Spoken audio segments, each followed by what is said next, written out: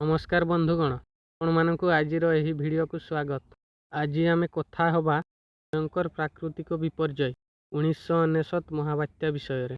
यही बात्या एते शक्तिशाली और भयंकर थिला जे लक्षाधिक लोकों घर को माटी रे मिसई देथिला एवं हजार हजार लोकों जीवन मध्य नहीं संपूर्ण ओडिशा को 20 वर्ष पछकु नहीं गला।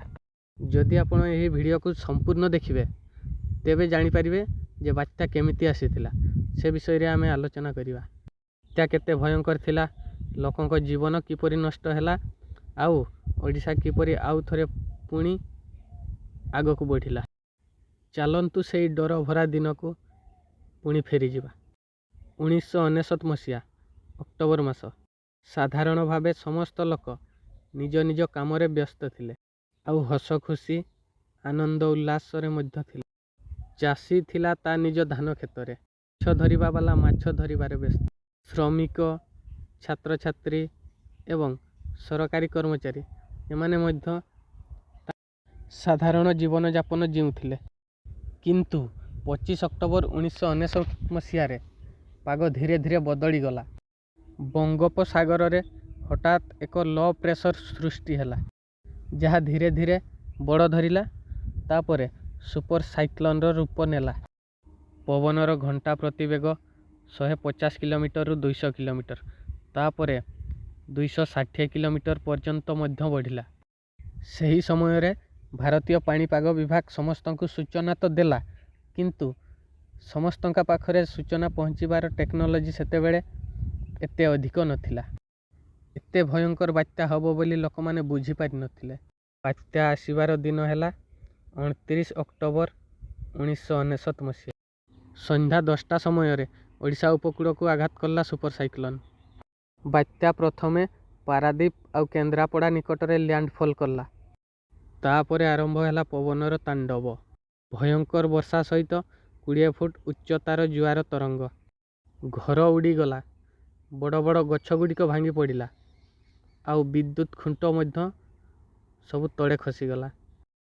रास्ता घाट एवं पोल गुड़िक मध्य सबु भांगीगला। लोक माने घर भितर सबु भୟରେ थरहर हेउथिले। किए प्रार्थना करथिला तो भୟରେ किए कांदुथिला। एही महाबात्या सबुठारु अधिक क्षति करिथिला जगतसिंहपुर, केन्द्रापड़ा, कटक, पुरी, खोर्धा, बालेश्वर, जाजपुर। जगतसिंहपुर जिल्ला रे सबुठारु अधिक मृत्यु घटिथिला।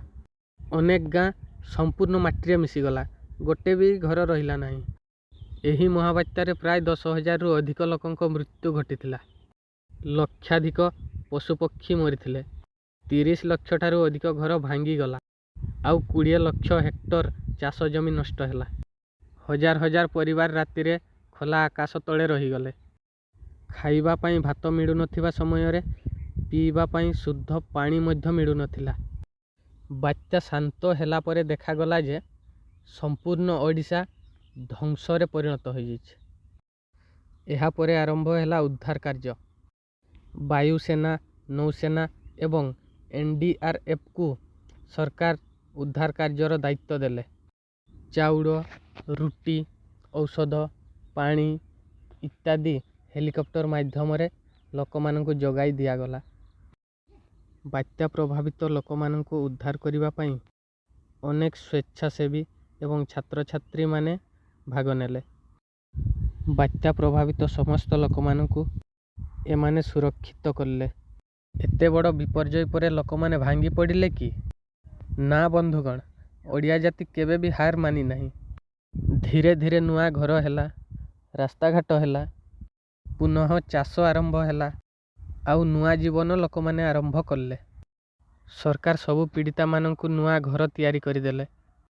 1999 मसीहा महाबात्या आमको एक गभीर शिक्षा देई गला। प्राकृतिक शक्ति सम्मुख रे मनीष केते छोट, सतर्कता केते आवश्यक, एकतार शक्ति केते बड़। ओडिशा आज बुलबुल, फनी, दाना भड़ी बात्या को पूर्वरु प्रस्तुति सहित सम्मुखीन करुछि। एहा पछरे 1999 मसीहार कठोर अनुभूति रहिछि। आज आमे जेतेबेले सुरक्षित घरे रही वीडियो देखुछु, सेही दिन हजार हजार लोकों पाई मृत्युर दिन थिला। अनेक तांकर माँ बापा, पिला परिवार ସମସ୍ତଙ୍କୁ ହରାଇଥିଲେ। ବାତ୍ୟାରେ ଶହୀଦ ହୋଇଯାଇଥିବା ନିରୀହମାନଙ୍କ ପାଇଁ ବହୁତ ବହୁତ ଶ୍ରଦ୍ଧାଞ୍ଜଳି।